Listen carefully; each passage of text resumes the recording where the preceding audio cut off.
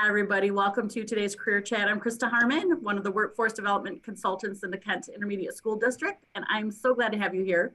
I'm also glad to have Chef Jason Tilmann with us today, and he's going to share his journey with us so we can glean some good information from him. Welcome, Chef. Good morning. How are you? Good.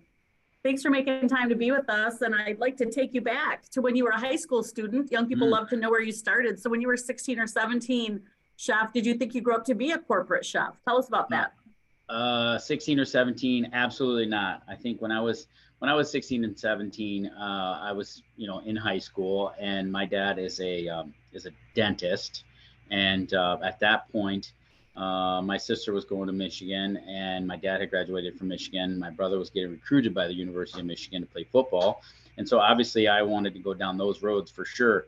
And I thought that I was going to go into medicine and or biology if I didn't play football. I mean, that's kind of where I was at, but I didn't have any idea or thought of being a chef at that time. I mean, I don't even remember I think I remember I enjoyed cooking. My mom's 100% Italian and my dad's German. So I definitely remember spending time in the kitchen with my mom, but there was no thought of being a chef at that point. Yeah, tell us about what your thoughts about medicine and biology. What were your interests at the time that's what you were thinking? Yeah, it was fun to me. It was interesting. I enjoyed the sciences, and I enjoy, lab and that kind of thing. I always thought that was very interesting to me. And so I kind of thought that I was going to follow in those footsteps.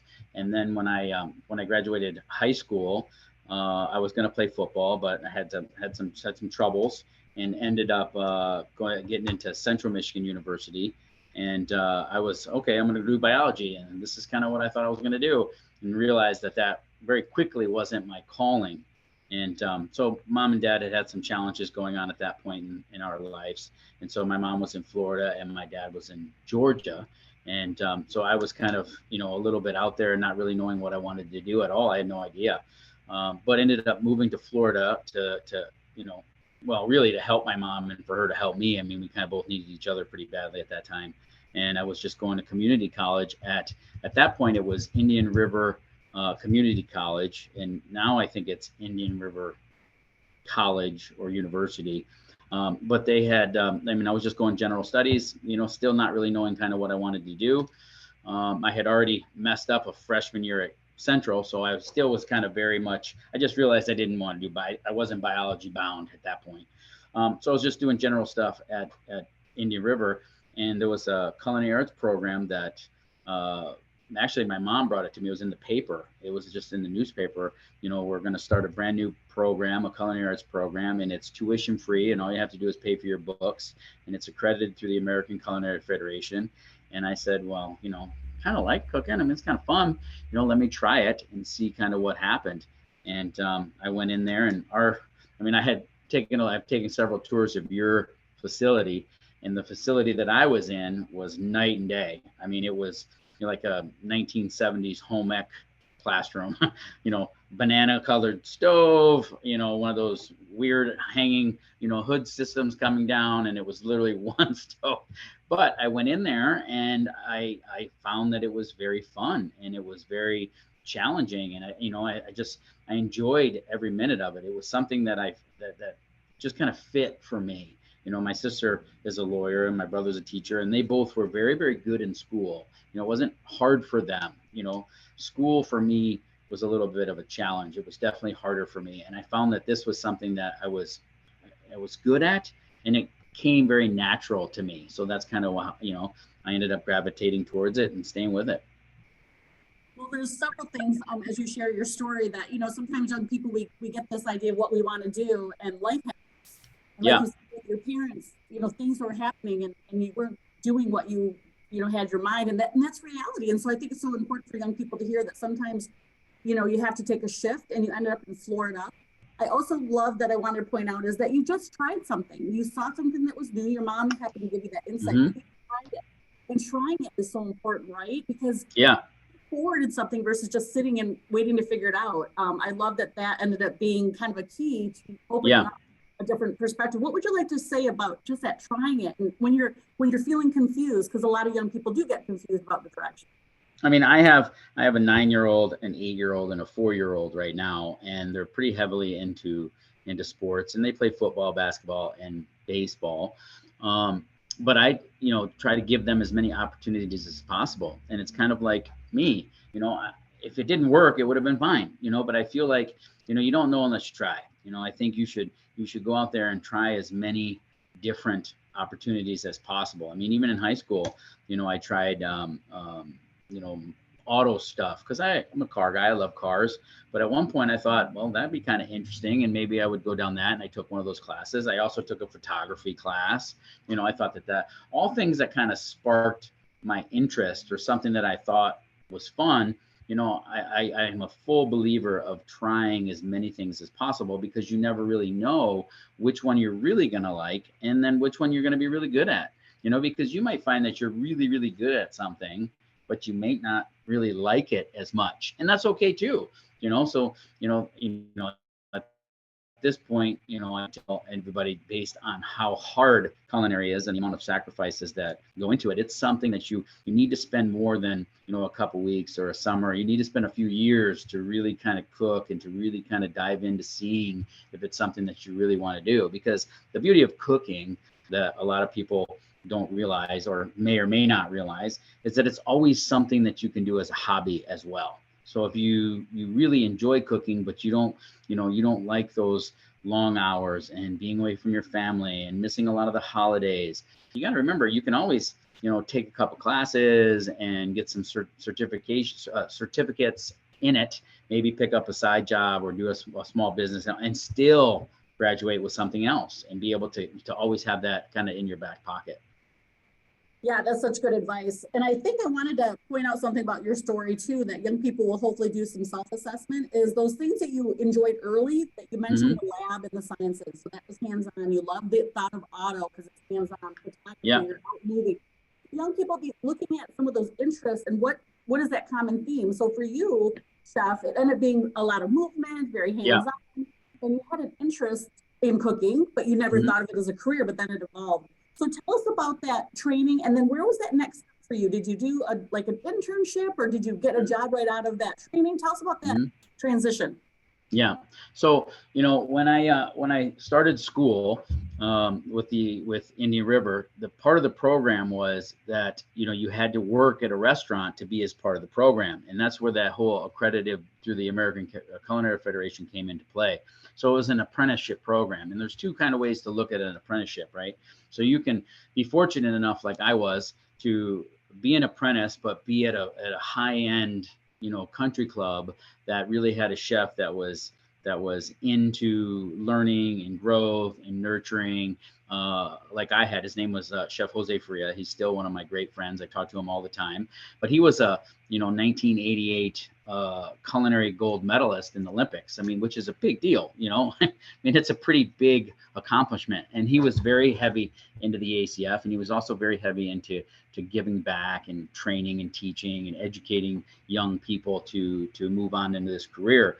Or you can go to the other side and just kind of do it and get a job at a restaurant, and kind of go that route. But if I found that I was good at it, I enjoyed it, I liked it, and so I would sit at these ACF meetings once I first started, and I didn't really know anybody, and I didn't, I was just kind of there, and I'll never forget it because I was sitting in the meeting one night, and after the meeting I said, I don't even know who the board is. And it was the president and the vice president. It happened to be that Chef Joe was the president. And I said, you know what, I'm going to go up there and introduce myself to him and, kind of, talk to him and just kind of ask him some questions, right? What's it going to hurt? So then I went up to him and I said, hello, and how you doing, Chef? I'm Jason Tilmann. I'm in this program and I'm really interested. And, I heard your background and your career, and it's so fascinating to me, and all the travel and everything that you've done, with this industry. Are you guys hiring? And he said, why don't you come see me, this week, and, we'll talk about it. Well, it just so happened that I had the next day off of where I was working. And I was working at a nice club. It was called the Moorings. But it wasn't, the chef there was good, but he wasn't Joe good.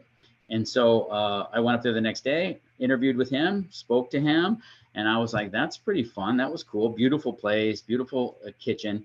And I'll never forget, because I was driving home, and when I had gotten home, Chef Joe had already called my mom and said, listen, your son is a good young man. And I was very impressed with the way that he carried himself and the way that he, took courage to come up and talk to me. And then and it was just, very uplifting that somebody kind of, took it upon themselves to just kind of, give back a little bit and say, hey, listen, not a lot of kids, that's a lot for a young kid to do. You know what I mean? It's very intimidating. I mean, this guy was, it's like sometimes you would go up to a, David Burke or a celebrity or some of these other people who are really crazy intimidating. But I just wanted to just be humble and just be myself and just say hello. And so I did. And so that's kind of what happened. And I started working with him and, kept going from there. I think if anyone takes anything from your career chat already is that kind of experience right there, that you took the initiative to reach out to this person you admired. Yeah. And that courage too, because that was a whole turning point for your career. 100% it was. Yeah. It really kind of, and then from there I was his guy, and, he took time out of his career and out of his life to, I spent hours upon hours with him, and he didn't have to do that. How many people had come before me that say the same thing or put out the same kind of, feelings, but, I don't really like it and I'm gone in a couple months, or it was really not for me. I feel like he saw something in me that kind of sparked it in him to say, okay, I'm going to spend some time with this young man because I think that he really is genuine and he wants to learn. And I did. And that was it.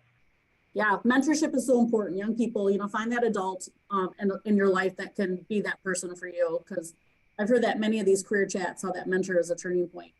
Oh, so, yeah. Yeah. And I just am so thrilled that you found someone early in your career to be that person for you. So tell us about some of that early experience and what kind of your experiences at that point were, and then what the difference of a corporate chef is. Help us to understand kind of that variety of jobs that really exist. Yeah.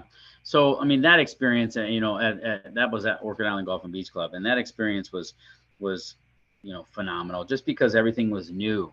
Everything was exciting. I would go into work every day and, I saw something new every day, whether we were playing with foie gras or duck or ice carvings or, some of these high-end, catering events that we did that were just, so cool. And not to mention, I'm eating the best food there is, lobster or, sea urchin and, Japanese beef and all of these things that most people, wouldn't be able to experience because it's so expensive. So that was super fun as well. And, then there was the fact that, he turned me on to kind of the travel blog at that age because, Florida's very seasonal. And so, I went to my professor in school and said, obviously, I'm here in this program, but, I have from, May or probably May, June, July, August, September, October-ish to go somewhere that Chef Joe knows one of his friends needs help. Can I take a leave of absence and go do this and still learn and be on the job and then come back to the program? And he was like, oh my God, chef, from me for sure, go experience it. So that's where that started. So then I started traveling. And so the first year it was the Ritz-Carlton in St. Thomas. The next year it was Basin Harbor, Vermont. The next year it was Highlands Falls, North Carolina. So I'd go there and I'd work with these other chefs that Joe knew. And it was just continually getting more knowledge. And I was just a sponge. I needed more and more and more. And, then I came back after I think it was Basin Harbor, or the Ritz, maybe, I forgot. But when I came back, I ended up graduating. And okay, so then it was like, okay, where do you want to go? And what do you want to do? And, I had met Chef Joe's mentor. His name was Hidemase Yamamoto-san. And so he was a Japanese guy, phenomenal chef, but he was Joe's mentor. So, he was at the Chatham Bars Inn in Cape Cod at the time. And so he said, Chef, you want to be my banquet chef in Chatham and come up? And I was like, well, yeah, absolutely. So it was my first kind of real job graduating out of school. And it was very unique because, now I'm working with my mentor's mentor. So everything that my mentor was telling me and training me, and I was like, oh, wow, that's so interesting. And then I went for Hide, and it was, it was in sync. Now I get it. now I see where that came from, Hide, and I put it all together. And it was just a great experience. Yeah, and it just shows the power of networking too. You know, they Yeah. say that 65% of people get jobs because of who they know, and this Yep. network that you're developing led to that first professional job. And we can't underestimate that Yep, initial for sure. talking to somebody what that led you Yeah. to. Oh, yeah, yeah. I mean, I met so many people during that time, and then I met so many people in Chatham, and that when I was in Chatham, that led me to New York. I mean, I was in Chatham, and then I met David Burke, and when I decided to leave, obviously there was a woman involved in all of that, and she was living in New York City, and I wanted to go to New York City, and so I went into New York City, and then I ended up meeting David Burke, and then he came and did a dinner in Chatham. And next thing you know, David's opening a place, and I call him, and he's like, "Yeah, I got a job for you." And I said, "Great." And so that's where then I started in New York. And I mean, it was just a phenomenal experience. I'm very fortunate on who I met, but I can't stress enough. You never know who you're going to meet, and just be nice and humble and friendly, and you'll see what happens. But also to point out that you called him. Again, you took a step. You were the Yeah. one that was being proactive. Yeah, I mean, I find that you're only going to get out what you put in. I mean, I find that I'm a firm believer in that, and I tell my kids this all the time. You're playing sports. If you want to play hard and put a lot of time and effort into it, you'll get rewards. But if you just kind of want to sit back and kind of wait for them to hand out the treats at the end of the game, you're probably not going to excel. I mean, and I think that that's the same concept with life. I remember countless weeks where I didn't take a day off. Not because they didn't give me a day off, it's because I wanted more. And when you're working in an environment where you're like David Burke or some of these really high end kitchens, I would never condone, just working for free. But for me, I wasn't working for free. I was working for education. I mean, they gave me days off, but I'm so busy trying to focus on my station and what I have to produce for service. I have a hard time seeing who's to my left and who's to my right because I'm so focused on what I'm doing. But if I would go in on my days off and I would learn the station next to me and then learn the other station, then when it came time to, promotions, raises, any of those things, hey, who can work, saute? I got it. I mean, I can do it. Now you not only are learning and you're educating yourself, but you're becoming more valuable, and you're becoming more valuable on the financial side, and you're becoming more valuable on your education and your growth and your learning. And so that's what I did for a long time. I mean, I still do it. I mean, I have a hard time not coming to work, and it's not just because I have to or I want. I enjoy it. It's not really work to me. I find that I was very fortunate in the sense that I tell people, I haven't really worked a day in 30 years. Really, I mean, it's just what I love to do. And even when I'm home, they always, "Oh, chef, I mean, I know you're home. You don't want to cook." Why not? I mean, I love cooking. I mean, that's what I love to do. It's the same boat as a hairdresser or some of those other hands-on stuff that people do. You're always gonna have people come over and, "Hey, can you give me a haircut?" Sure. I mean, I love it. Why not? I love that. Well, it says a lot about you, and that's very inspiring. I'd really like young people to learn a little bit about behind the scenes chef. You mentioned different stations, so I want them to understand what the kitchen's like, the different opportunities in the kitchen, and maybe you could even describe it in like a step ladder, like a career Yeah. ladder, Yeah. ending with what you are doing now as a corporate chef. Yeah. I mean, I think, all areas are kind of different, and the brigade system kind of becomes a little bit different based on where you are. But for the most part, I mean, you have your dishwasher, which, as I think, is the most important position in the kitchen. It's the hardest and it's the most important, but you learn a lot at that position. I mean, you learn just reliability and how important it is to come in, keep your head down, and just keep moving. You start to get behind in that area, that's a tough one. You know what I mean? Because the dishes don't stop, and nobody can really go home until that dish machine is cleaned and everything is put away and sanitized and so on and so forth. And then from there you'd go from the dish station, and I usually train my dishwashers to be a prep as well. So they're they're washing dishes, and you know, you have an 8-hour shift, right? So not all 8 hours is going to be crazy busy behind the dish machine. I mean, you're going to have a lull in service, you know, whether or not it's early or late. And so that's when you kind of throw in some, you know, some prep work, because you want to keep these people a little bit into it and, you know, motivated. And it makes the day go by fast. I mean, that's the other thing too. You know, it becomes a little bit monotonous. So if they're doing other things that help them pass the time, that makes life easy. So then you're into some cutting and some, you know, maybe making burger patties or some you know, tedious things that they get. And at that point, you can kind of tell, you know, either, you know, some of those people are not really for me, you know, I just kind of want to stay here and cook, I mean, or stay here and do dishes, or they say, okay, I definitely like this a lot better than, you know, working behind that dish machine or scrubbing pots and pans. And so they kind of transition into the prep side. So as they're doing the prep side, then it becomes, okay, you know, how fast are they prepping? Are they clean? Are they organized? Can they follow a list? Do they have a, can they follow a recipe? Can they execute some of those things? And at that point, if they say yes, and they're doing really well at that, then it becomes, okay, the next step would be a garde manger position, or, you know, salad station, or however you would, you know, different places would call it different things. And so then you get online at that point, and then you're starting to cook for service or prepare for service. And most of those garde manger things are colder items, which is, you know, some sandwiches, salads. You know, some garde manger stations are way, you know, more elaborate than others. You know, and so then if they excel at the garde manger and doing that part of it, but that also, you know, shows them, you know, a lot about timing and making sure that your station is set up and making sure that you're ready for service and making sure that you're communicating.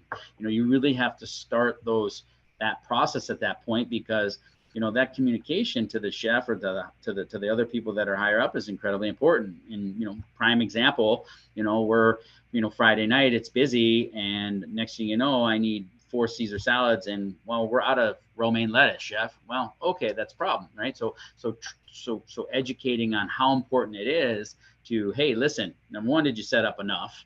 Number two, you did set up enough, or what you thought was going to be enough. But before I ran out, hey, chef, I'm about down to a half a tub of romaine lettuce. I need help. Okay, so now we can go. And all of those things are great communicational things, you know, for the kitchen and for life. You know, you kind of want to be heads up and just kind of communicate with people. And, you know, you can fix things if you know.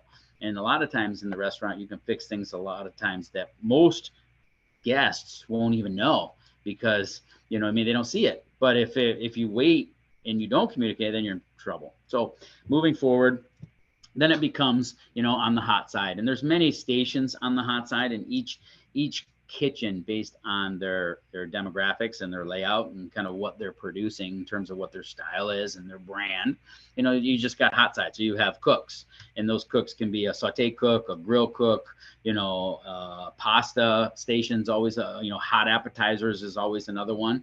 But once you get to the hot side, at that point, you've made the investment. I mean, if you've made it that far, you know, usually, you know, dish, you know, prep, garde manger, you kind of, all right, this isn't for me, or this is something that I really, really want and really want to move forward with. And then you get to the hot side, and then it, you know, it becomes a little bit more fast paced, a little bit more stressful, but at the end of the day, you know, more rewarding, because as you're continuing to move up the chain as well, you know, there's financial gains, and, you know, you're making more money as you move up. So then it becomes your hotline cooking. Once you've kind of went through the hotline cooking, then it becomes more on the management side. So then it's a sous chef position or a saucier position, or, you know, one of those kind of positions that now you're looking at, not only are you cooking or, you know, working on the line and giving, you know, or producing a station, but now you also have more responsibilities, which would be inventory and, you know, quality of product, and making sure that, you know, it's fresh, and ordering and receiving, you know, those kind of things are coming into play at that point. And then if all of those are going well, then you get into more of the chef position. And even now, when you're the chef, it's not, okay, I'm going to sit back and just kind of watch. Now it's expediting and tasting and resourcing items, and, you know, recipe development, and a lot of the paperwork that goes into, you know, making sure that the restaurant is, number one, running, operating smooth, efficient, clean, you know, but also consistent, you know, making sure that your recipes make sense, They're easily to read. You can understand them. And on top of understanding them, they're cost effective, and making sure that you're sourcing out the best products, and the price of them are, it is a business. And so, you're still trying to make money. It's one thing to have this wonderful, great, elaborate dish, but it's another thing for it to cost too much and you're not making any money on it, number one. And number two, being able to execute it based on the staff that you have. I mean, I can come up with the most crazy, fun, interesting dishes there are in the world. But if I don't have a staff that can produce them efficiently, fast, then it shoots us in the foot. So then there's all those sides of the coin. And then once you've done that for, 20 plus years, then it becomes, your body only can do so much. I mean, what people don't realize is that being executive chef at a high level at a restaurant in Manhattan, in some of these bigger cities, it's like the major leagues, or it's literally like an athletic sport. I mean, it's not just, you're just walking around. I mean, you're working, it's very labor intensive. You're bending over, you're up, down, you're cooking on the line. I mean, it's hot, so I mean, at the end of the day, it becomes, your body can only do so much for so long. And even if you were to own your own place, it's even more. So then at that point, you kind of decide, well, do I want to own my own restaurant and go down that road? And then there's a set amount of hours that you have that you're going to be able to do that before your body kind of, starts to deteriorate. Or you go to the corporate side, which is kind of where I'm at, which, I still get to touch food. I can still cook at any time I want. You get to do some higher end dinners and fun things like that. You get to do a lot of creation and menu development based on logistics and flow and cost and all of those things that I think, that we talked about, and health, making sure that the restaurants are healthy and safe. You got to think about safety of employees, and basically, kind of giving, employees the opportunity to be successful. So that's giving them the right tools, the right equipment. If something's broken, making sure that it gets fixed for them, making sure that they have that right equipment to produce is important. And so that's kind of where I'm at now on the corporate side. And it's very enjoyable to me because, and at that point, I've kind of put my time in. I've worked my tail off for my whole career, my whole life. And I'm not saying that I don't do that on a day-to-day basis, but I don't typically have to be there till 10 or 11 o'clock at night to close. I'm typical more, Monday through Friday or Tuesday through Sunday, or, but I can get home at a decent hour to at least be able to see my family and have a much better work-life balance than I did before. Yeah, and that's what you bring up, a great point, because as you shared that early part of your career, there's not a lot of that life family balance, which is important for young people to know, depending on what their values are. And for you, it's a great fit because you were into it and you were learning and growing, but everyone has to decide for themselves if that's what they're willing to do. And now, as a corporate chef, you get to have a different life balance. And like you said, as your body gets older. So we have about 2 minutes left, and you did such a great job of just really listing out some of those tasks of inventory, quality, receiving, ordering, safety, recipe development, all of that. I hope young people are appreciating that and are willing to do more research on it, and they can stick around. I'll share a good resource with them. You sound like a go-getter. And so I guess before I have you share your final word of wisdom, what are some other things that young people can be looking at in high school? Obviously being a dishwasher, anything else they could be doing in high school to kind of prepare themselves? Obviously coming to KCTC, our tech center. Anything else you'd like to see them do to really get themselves set for that next level of education? Practice, have fun. You know what I mean? I mean, go out there and, it's cooking. It's like I said, it's fun. Go to the store or have their parents or anybody buy some stuff and say, hey, listen, let me cook dinner. You know what I mean? And kind of understand and put, set goals for yourself. If you're going to do that, it's one thing, but set a goal. Hey, listen, the restaurant is all about timing, right? And, you go in there and you order something and it's supposed to come out in a timely manner. So set goals for yourself. Hey, mom, dad, why don't you have, some friends over and I'm going to cook dinner, and dinner's at 6. And are you going to be ready for dinner at 6? Are you going to push yourself hard enough to make sure that things are on the table and ready to go at 6? So set limits and goals for yourself so that you can see and feel a little bit of that pressure, because I think it'll tell a lot, and you'll also feel it, and it's good for you. Yeah, I love that advice to do it, to practice, to have fun, and to not be afraid of the dishwasher job. A lot of people want to shun that, but it's a The most starting important point. position in the kitchen, period, hands down. Yeah, yeah, I love that. Any final word of wisdom for these young people that are trying to figure out their paths, Steph? Well, my final words of wisdom, I would probably say to don't forget that, you know, we're cooking, right? So there's a couple things that I would say. You know, you're not a rocket scientist, right? You know, you're in a field that is fun, exciting, and can be very rewarding. But never go through your career with what if. What if I would have done this, or what if I would have done that? You know, take the what if out of it and do it. You know what? If somebody comes to you and says, hey, listen, I have a job for you, take it. What's the worst that can happen? It might not work out, but you get a great experience. Hey, listen, I have a friend of mine who, you know, has a position in Florida, and I'm going to bring you down here and put you in some place to stay, and you want to check it out? Sure. But you never want to go through it and say, what if I would have done that? Or what if I wouldn't have tried it? Because you never know. You know, you can always go back, you know. So I would always, I would leave on the note of saying, don't live life with what ifs. Experience it, do it. That's golden right there, Chef. Thank you for making time with us today. No problem. It was a great time, a lot of fun. It was fun. Yeah.